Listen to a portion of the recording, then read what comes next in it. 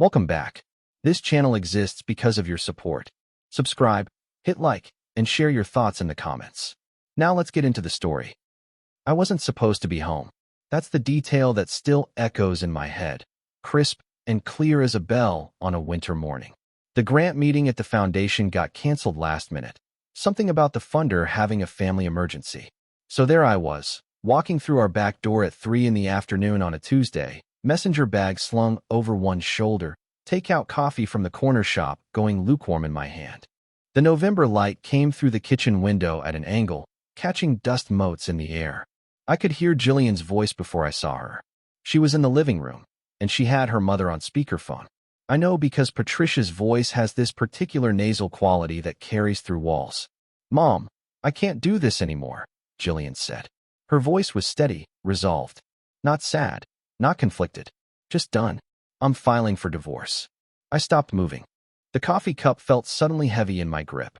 "Thank God," Patricia replied, and I could practically hear her settling back into whatever expensive chair she was sitting in. "I've been waiting for you to see sense, sweetie." "I mean, $38,000 a year? At his age?" Jillian laughed, this short, bitter sound. "I can't live like this anymore. I deserve better than this." "You absolutely do," Patricia said. 7 years you've given him. That's more than generous. He's just so content being nobody, you know? Shuffling papers at that little charity. No ambition, no drive, no fire. "Well," Patricia said, and I could hear the smile in her voice, "at least he won't put up a fight. Men like that never do." They both laughed then. Not nervous laughter, not guilty laughter.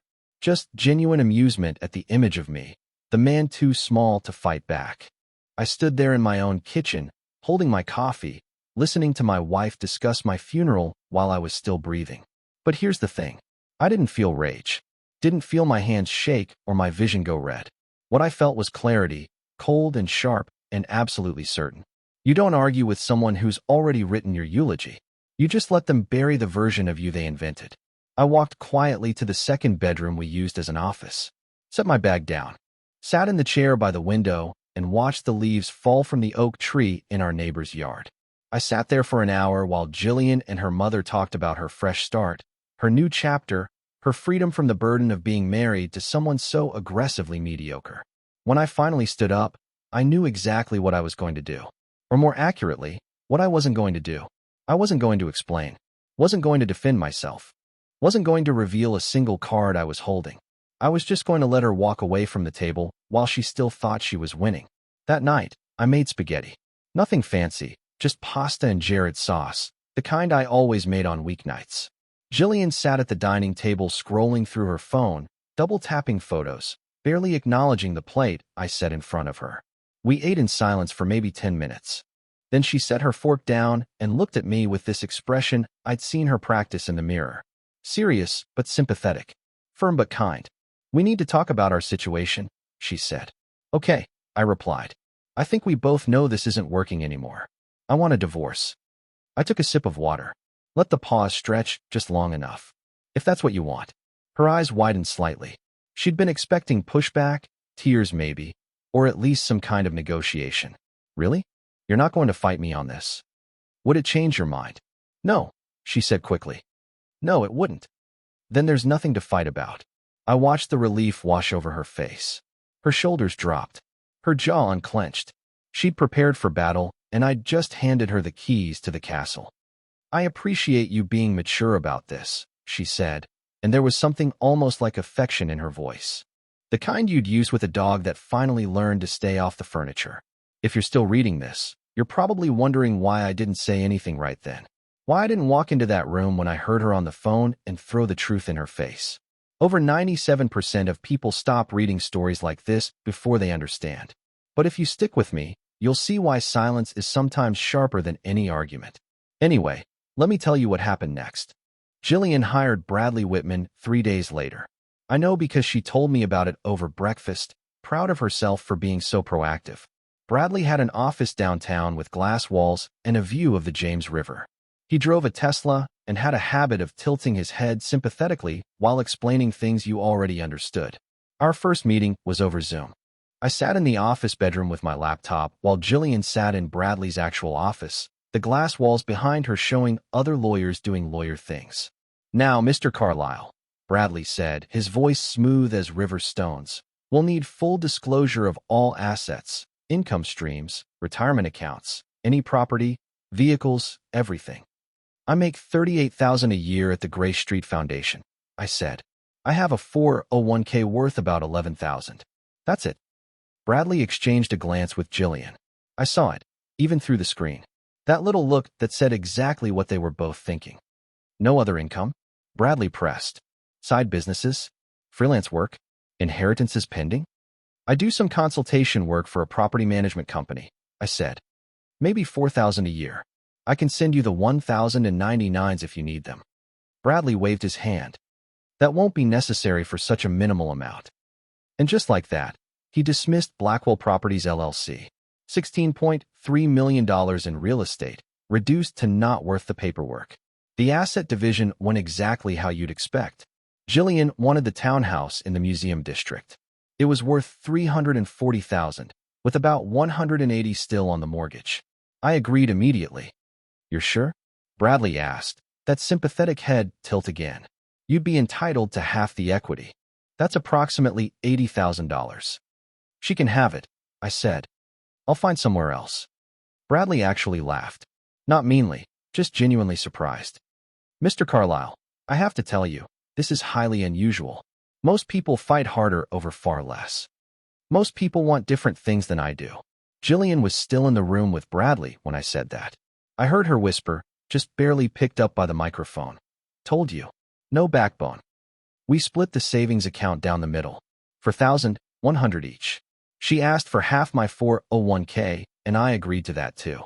The whole process took less than 2 hours of actual conversation spread over 3 weeks. I moved out on a Saturday in early December. Found a studio apartment in Scott's Addition, one of those newer buildings with exposed brick and high ceilings that cost $950 a month. I packed everything I actually cared about into my 2014 Ford Focus in 2 trips. Clothes, books, my laptop, my grandfather's pocket watch that I kept in a wooden box on the dresser. Jillian wasn't even home when I left. She'd gone to some boutique fitness class with her friends. She did leave me a note on the refrigerator, held up with a magnet shaped like a flamingo. "Don't forget to clean the garage. You promised." I cleaned the garage, swept it out, organized the tools she was keeping, left everything exactly how she'd want it. Then I drove to my new place and unpacked in silence. The studio was small but clean. White walls, hardwood floors, a kitchen that was really just a counter with a sink and a 2-burner stove. I bought a futon from someone on Craigslist, a worn armchair for $40, a small table from a thrift shop, and a lamp that flickered slightly but gave good light for reading. Jillian's friends saw the place exactly once, when one of them helped me grab a box I'd forgotten. Word got back to me through a co-worker whose sister went to the same yoga studio as Jillian. Apparently, she'd told everyone. "He's living in Scott's Addition now, trying to look hip. It's actually kind of sad. $950 a month for a glorified closet." To her mother, she said, "The divorce is going so smoothly. He didn't fight me on anything. I think he knows he got lucky being married to me for as long as he was." To Bradley, during one of their final meetings, she said, "I almost feel guilty about how easy this is. Almost. But I can't live my life tied to someone who's happy being poor." I heard all of this secondhand, in pieces, filtered through friends of friends and the strange small world of Richmond. Each comment confirmed what I already knew. She'd written her story, and I was just a footnote in it. The sad husband who couldn't keep up, and I let her believe it. What nobody saw was the mail I picked up twice a week from the P.O. box I'd maintained for 6 years. The quarterly statements from Blackwell Properties. The updates from the management company about the building in Church Hill that needed new windows. The lease renewal on the commercial space in Carytown. The notification that the duplex in the Fan District had a new tenant. Nobody knew because nobody asked. Let me tell you about my grandfather. Theodore Blackwell started buying property in Richmond in 1968. He was 38 years old, a veteran who'd come back from Korea with a sharp mind for numbers and a deep distrust of anything flashy. He bought his first building in Church Hill for $18,000 when everyone else was fleeing to the suburbs. Henry, he told me once when I was 22 and helping him inspect a property, Real Wealth Whispers. The people who need you to know they're rich are the ones who aren't. You protect this family's work by being the kind of man nobody suspects. My mother was Catherine Blackwell. She married my father, Francis Carlyle, who taught English at a public high school and never made more than $45,000 a year in his life. She took his name, and when I was born, they named me Henry Blackwell Carlyle. The middle name was grandfather Theodore's requirement, a reminder of where I came from. Mom died when I was 16. Car accident on Interstate 64, black ice. Wrong place at the worst possible time. Theodore helped raise me after that. Taught me about property management, about tenant relationships, about maintaining buildings so they lasted generations instead of decades. This isn't about getting rich quick, he'd say while we were replacing a railing or checking a furnace. This is about being a good steward. These buildings will be here long after we're gone. Our job is to make sure they're still standing. Theodore died 2 years into my marriage to Jillian. Heart attack, quick and clean, the way he would have wanted it. He was 89. The funeral was small. Jillian came, wore an appropriate black dress, said appropriate things to appropriate people. She never asked about the business. Never wondered why so many people showed up who seemed to know Theodore well. Never questioned why the lawyer, Gerald Whitaker, pulled me aside and said, "Call me in a few weeks. We need to discuss your grandfather's wishes." She assumed it was just funeral stuff. Estate paperwork. Maybe a small inheritance, a few $1,000s, enough to cover the funeral costs. She never asked. The will had conditions. Very specific conditions that Gerald explained to me in his office for weeks after we buried Theodore. The office was in Court End, in one of those old brick townhouses that looks like it's been there since Richmond was founded. Probably had been. Gerald was 68 then, with white hair and reading glasses he wore on a chain around his neck. He'd been Theodore's attorney for 40 years. "Your grandfather was very particular about this, Henry," Gerald said, sliding a folder across his desk. "The portfolio transfers to you under specific circumstances." I read the conditions. All of them. The properties would transfer to Henry Blackwell Carlyle, full legal name on all documents. If I was unmarried at the time of claim, the transfer was automatic. If I was married, my spouse had to either be a Blackwell by blood, or we needed a prenuptial agreement protecting the family assets, or I had to restore Blackwell to my legal identity at least 24 months before claiming the inheritance, then legally separate from my spouse. "He wanted to give you time," Gerald said quietly. "Time to know who you married. Time to protect what 3 generations built." There was a letter, too, in Theodore's handwriting. "Henry, I'm giving you a choice and a safeguard. If your wife loves you for who you are, these conditions won't matter. If she doesn't, they'll protect you from losing everything your family worked for. I trust your judgment, but I also trust human nature. Choose wisely." I sat in my studio apartment 2 years after Theodore died, for years into my marriage, and I made my choice. I went to the DMV, got a new driver's license with my full legal name, Henry Blackwell Carlyle, updated my passport, filed the paperwork with Social Security. It took 3 trips and about $45 in fees, but by the end of January, every legal document I had showed that middle name. Jillian noticed the new license one evening when I was pulling it out to show the bartender at a restaurant. "Why does that say Blackwell?" she asked. "That's my middle name," I said. "Always has been." "Since when do you use it?" "Since I decided to honor my mother and grandfather. It's sentimental." She rolled her eyes. "Whatever makes you feel better about yourself, I guess." That was the entire conversation. She never asked about the Blackwell family, never Googled the name, never wondered if there was more to the story. She just went back to scrolling through Instagram. I waited 3 more years, watched our marriage deteriorate in slow motion, listened to her complaints about money get louder and more frequent, heard her tell her friends I had no ambition, watched her compare me to their husbands who made 6 figures and drove new cars. I never defended myself, never pointed out that I'd made different choices for different reasons. Never mentioned that I worked at the Gray Street Foundation because I actually believed in the work, not because I couldn't do anything else. I just waited. And when she finally asked for the divorce, when she finally said out loud what she'd been thinking for years, I felt nothing but relief. Because the clock had run out. The 24 months had passed 11 months ago. Every condition Theodore had written into that will was now satisfied. All I had to do was wait for the separation to be official. 3 weeks after I moved into the studio, I called Gerald Whitaker. Mr. Whitaker, it's Henry Carlyle. Henry.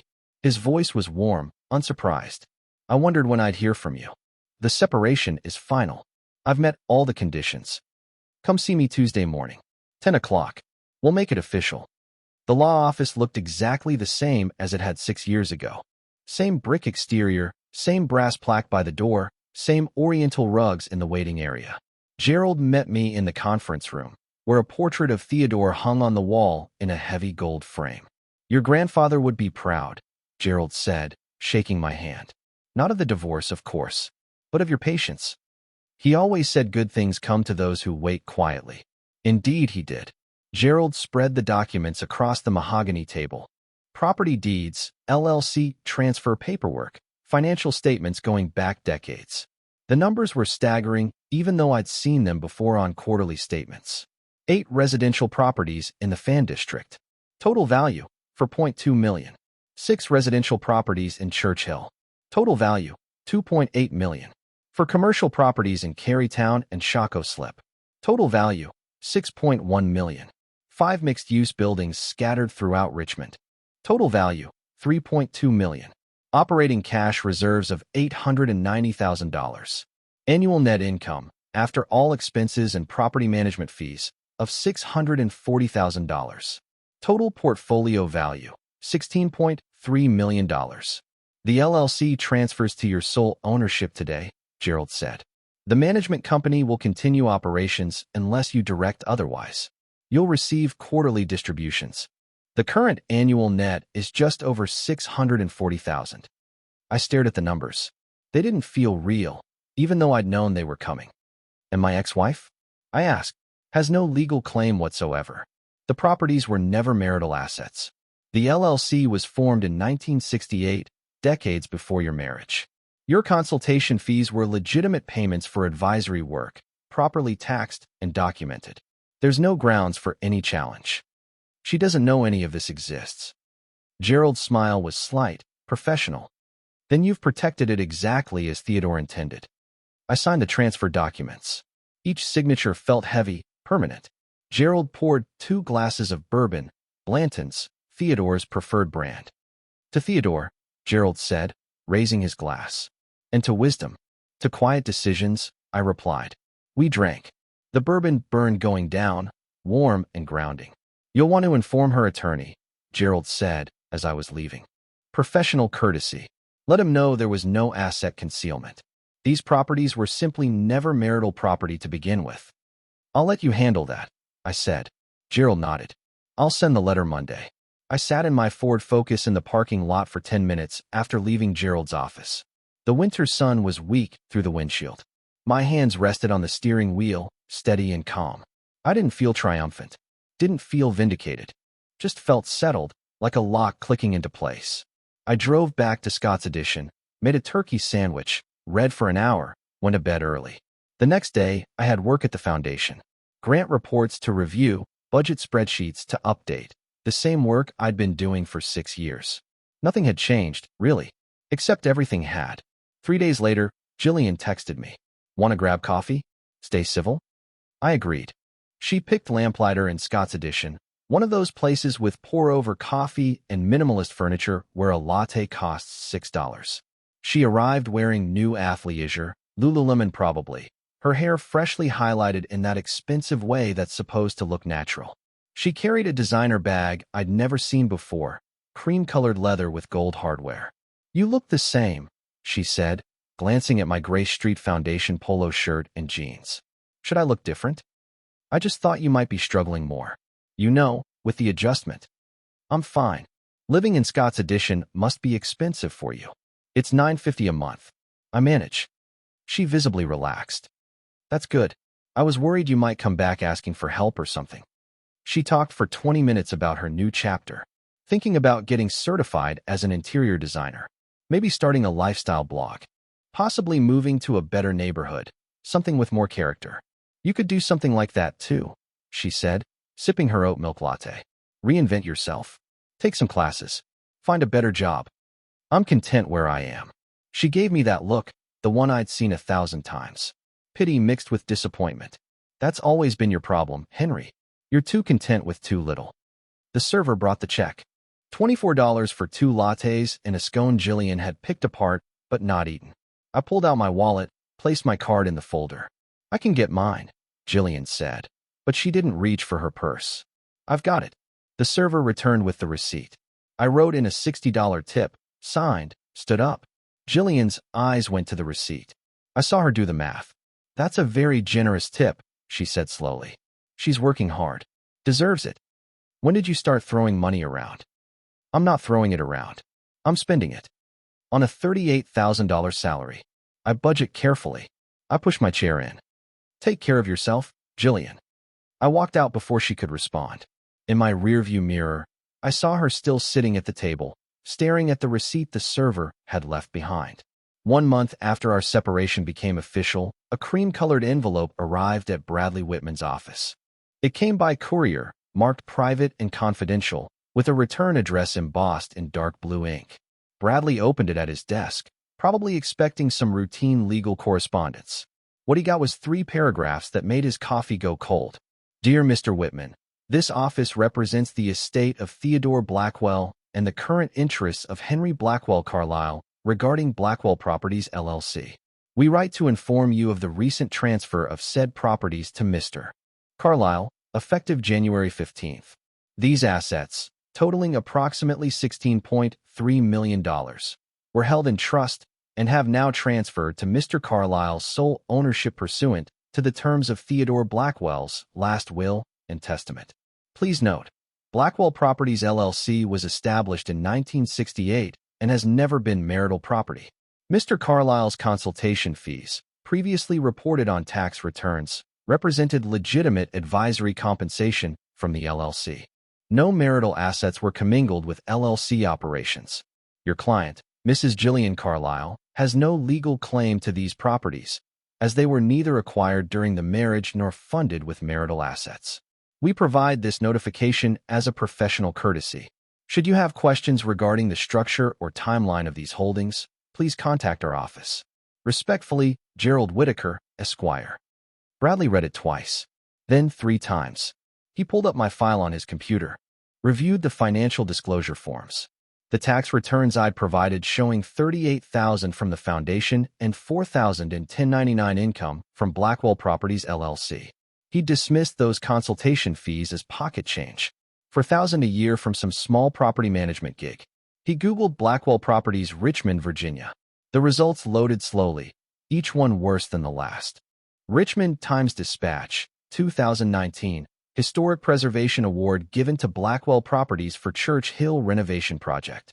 Commercial Real Estate Listing, 2021. Blackwell Properties acquires Carytown retail space for $1.8 million. Richmond Magazine Profile, 2018. The Quiet Legacy of Theodore Blackwell and His Approach to Sustainable Property Development. Bradley's hands shook as he reached for his phone. Jillian was at the Daily Kitchen in Carytown, Sunday brunch with her girlfriends. Mimosas and avocado toast and conversation about who was dating who. Her phone buzzed. Bradley's name on the screen. "Bradley, I'm with people. Can this wait?" "No." His voice was tight, controlled panic. "Check your email. Right now." "What's this about?" "Your ex-husband. The one you said made $38,000 a year." "He does. He also just inherited a $16 million real estate portfolio." The mimosa glass stopped halfway to her mouth. The table went quiet. Everyone staring. "What?" "Blackwell Properties. His grandfather's company. Did you ever ask about his middle name?" "His middle name?" "Blackwell. Henry Blackwell Carlyle. The Blackwell family has owned property in Richmond since 1968. "That's impossible. We were broke. We struggled to pay bills." "No. You thought you struggled. He was collecting consultation fees from a $16 million portfolio while you called him a failure." Jillian excused herself, walked to the bathroom on unsteady legs, locked herself in a stall, read the forwarded email on her phone with hands that wouldn't stop shaking. The words didn't change no matter how many times she read them. $16.3 million. No legal claim. Professional courtesy. She tried to remember. Had she ever asked about his family? About the Blackwell name? About those consultation fees on the tax returns? No. She'd assumed. She'd dismissed. She'd never bothered to look deeper because she thought she already knew everything worth knowing. She called Bradley back. Can we contest this? There has to be something. Contest what, Jillian? Properties that existed before you were born? That were never part of your marriage? That he legally couldn't claim until after your separation? He lied to me. No, he omitted. And perfectly legally. The LLC paid him consultation fees, which he reported on taxes. The properties weren't his to claim until the trust transferred post-separation. Every condition was met. Every document is in order. He planned this. Maybe he did, but he did it by the book. I have no standing here. None. You signed away your claim to a man who turned out to have assets you didn't know existed. Assets that were never marital property to begin with. She hung up. Stood there in the bathroom stall, expensive brunch forgotten, designer bag hanging heavy on her shoulder. And he'd let her. Without a single word of correction. 2 hours later, Jillian stood outside my studio apartment, pounding on the door. I opened it slowly. I'd been reading, still in sweatpants and an old t-shirt. You absolute bastard, she said, pushing past me. Come in, I guess. $16 million. Would you like some tea? Don't offer me tea. You lied to me. I sat down. I never lied. You let me think you were poor. I make $38,000 a year. You inherited a fortune after we separated. Check the dates. She stared at me, mascara smudged. This was planned. You knew about the will. My grandfather died 7 years ago. I didn't plan that. But you knew about the conditions. I did. And you never told me. You never asked. She sank onto my futon, head in her hands. We were married. The same way you were supposed to not call me a nobody to your mother? Her head snapped up. You heard that? I was in the kitchen. You had her on speakerphone. Henry, I didn't mean. Yes, you did. You thought I was beneath you. And you were right about one thing. I was content. Still am. Just not with you. Silence filled the apartment. If you'd told me about the money, none of this would have happened. If the money was the only thing keeping you, then this was always going to happen. Her voice cracked. We can fix this. Start over. The papers are filed. Please, Henry. I made a mistake. You made a choice. She reached for my hand. I pulled away. I offered you everything I actually am. You rejected all of it. I rejected being poor. Exactly. And now you have what you wanted. The house. The fresh start. I don't want that. I want to fix us. You can't fix something you already threw away. You don't want me. You want my portfolio. She stood up. I loved you. Past tense. I noticed. I walked to the door, held it open. I'm not doing anything. You already did it. You're really not going to forgive me? I already have. That's why I'm letting you go. She walked out. The door clicked shut. I went back to my chair and picked up my book. 2 weeks later, the Richmond Times-Dispatch ran a feature in their Sunday business section. The headline read, New Generation Takes Helm at Historic Blackwell Properties. There was a photo of me standing in front of one of the Churchill properties we'd just finished renovating. Navy suit, white shirt, no tie. I looked comfortable, confident, like I belonged there. The article talked about Theodore's legacy, the portfolio's focus on historic preservation, the decades of quiet community investment. It mentioned my donation of $500,000 to Richmond Public Schools arts programs. It quoted me saying, my grandfather believed in investing in communities, not extracting from them. I'm continuing that philosophy. It was a small article, buried on page 3 of the business section. But in Richmond, everybody reads the Sunday paper. Jillian saw it on Facebook first. A former classmate tagged her with a screenshot. Isn't this your ex-husband? Then another tag. And another. Her LinkedIn exploded with notifications. Someone from her network posted, impressive to see local business leaders prioritizing community. Henry Carlisle setting the standard. On Instagram, a girl from her yoga class posted a story with the article, Wait, your ex is that Carlisle? Girl, no? The texts started coming in. From her cousin, you left him? Are you insane? From her college roommate, I just saw the article about Henry. I had no idea he came from that kind of family. From her aunt, such a shame about the divorce, dear. Her mother called at 9 in the morning, voice sharp and accusing. Jillian Marie Porter, please tell me you didn't know. I didn't, Mom. How do you live with someone for 7 years and not know they're a Blackwell? He never said anything. He worked at a nonprofit. Did you ever ask? About his family? His background? His middle name? Silence. Oh my God, Patricia said. You didn't. You just assumed he was nobody. Jillian stopped going to yoga, stopped posting on Instagram, started screening all her calls. She sat in the townhouse, the one she'd fought to keep, and it felt enormous and empty. She Googled my name obsessively, found property records, business filings, a Richmond Magazine 40 Under 40 nomination from 3 years ago that she'd never known about. Every search result was another reminder of what she'd missed, what she'd dismissed, what she'd walked away from. At work, her manager mentioned the school donation casually while they were discussing community partnerships. That's the kind of investment we should be doing, the manager said. Hey, didn't you say your ex-husband's name was Henry Carlisle? Jillian's throat went dry. Different person. The manager pulled up the article on her phone. This looks like the guy in that wedding photo on your desk. I need to make some calls, Jillian said, and walked away. She removed the wedding photo from her desk that afternoon, put it in a drawer. Couldn't quite bring herself to throw it away. 3 months after our separation, an envelope arrived at my apartment, hand-addressed in Jillian's distinctive looping handwriting. No return address, but I knew. Inside was a single piece of her personal stationery, the kind with her monogram she'd ordered custom from some online boutique. The note was short. Henry, I won't insult you by asking for another chance. I know what I said. I know what I did. I know what I threw away. I thought you were small because you were quiet. I thought you were poor because you were content. I thought you were weak because you didn't fight back. I was wrong about everything. You weren't small. I was. J. I read it standing by the window, folded it carefully, walked to the small filing cabinet I kept in the closet. Inside was a drawer labeled Archive, our marriage license, old tax returns, a photo from our honeymoon in Virginia Beach, both of us younger, smiling, her head on my shoulder. I slid the letter in with the rest, closed the drawer, did not reply. Some things don't need a response. The acknowledgement itself is the ending. She needed to say it. I needed to file it away. We both got what we needed. I made dinner that night. Pasta with olive oil and garlic, the way I liked it. Watched a documentary about urban planning. Went to bed early. The next day, I had a meeting with the Richmond Housing Authority about the Affordable Housing Initiative. Jillian's letter sat in the drawer with the rest of our history. Closed. 6 months after our separation became official, the Richmond Community Foundation hosted its annual fundraising gala at the John Marshall Hotel. I was invited as a major donor. The school donation qualified me for the leadership circle, which meant a seat at one of the front tables and my name in the program. I bought my first expensive suit for the occasion. Charcoal gray, tailored, but nothing flashy. I still drove the Focus to the hotel, still parked it in the garage next to Otis and Mercedes.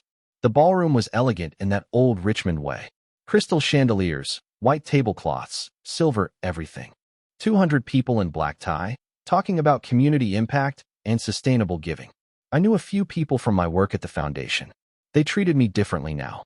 Not rudely, not obsequiously, just with a new layer of respect I hadn't earned before the money became public. The executive director found me during cocktail hour. Henry, I wanted to thank you again for the school donation. It's genuinely transformative. I'm glad it helps. Will you stay on with us at the foundation? I know you have other obligations now. I'd like to if you'll have me. She smiled. At $38,000 a year? I smiled back. Seems fair. Later in the evening, they asked me to say a few words about community investment. I stood at the podium, looking out at the crowd, and kept it brief.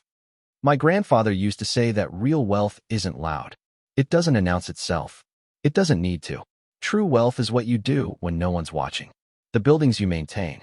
The tenants you treat fairly. The neighborhoods you invest in, not because they're profitable, but because they're home. I'm honored to continue his work. Not because I inherited property, but because I inherited values. The properties are just tools. What matters is what we build with them. The applause was polite, warm, genuine. Nothing dramatic. Just acknowledgement. I sat back down, had another glass of wine, talked with a few people about property development and school programs and the future of Richmond. It was a good evening. Jillian wasn't there. I didn't expect her to be. But I heard later, through the same network of friends and acquaintances that had carried so much information about my life, that someone had sent her a photo. Me at the podium. Charcoal suit. Comfortable. Belonging. The message said, "Thought you should see this." She looked at the photo for a long time, I'm told. Then deleted it. Poured herself a glass of wine from the cheap section at Kroger, the kind she used to make fun of me for buying. Sat on the floor of the townhouse she couldn't quite afford to keep, and finally understood what she'd lost. Not the money. The man who had it and never needed to prove it. I drove home that night to my studio in Scott's Addition. Parked the Focus on the street. Made chamomile tea in my small kitchen. Sat in the worn armchair I'd bought at the thrift store for $40. Tomorrow I'd meet with the property managers about the Church Hill renovation timeline. Next week, I'd work my regular hours at the foundation. Next month, I'd review the quarterly statements and figure out what to do with the surplus. I'd keep living the life I actually wanted, not the one anyone expected. People assume revenge means making someone hurt, that it requires confrontation, explanation, some grand reveal where you get to see the recognition dawn on their face. But the best revenge isn't pain. It's peace. It's building the life you were always going to build, with or without them. It's letting them realize what they had only after they've lost the chance to keep it. Jillian wanted someone impressive. Someone whose worth could be measured in salary and status and the ability to afford nice restaurants without checking the prices. She had someone real. Someone whose worth was measured in different ways, by different metrics, for different reasons. She chose wrong, and I chose to let her. That's not cruelty. That's not revenge. That's just clarity. And in the end, clarity is the only thing worth fighting for. Dear listeners, that's our ending. If it resonated, subscribe to support the channel. See you next time.